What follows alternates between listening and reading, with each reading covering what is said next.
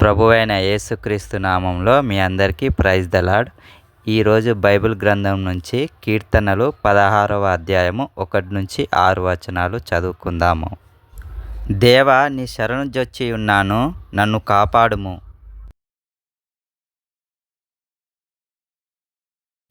నీవే ప్రభుడవు, నీకంటే నాకు క్షేమాధారమేదియూ లేదని యెహోవాతో నేను మనవి చేయుదును.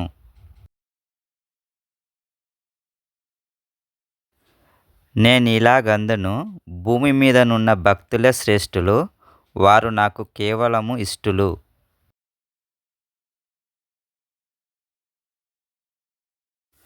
యెహోవాను విడిచి వేరొకరిని అనుసరించు వారికి శ్రమలు విస్తరించును.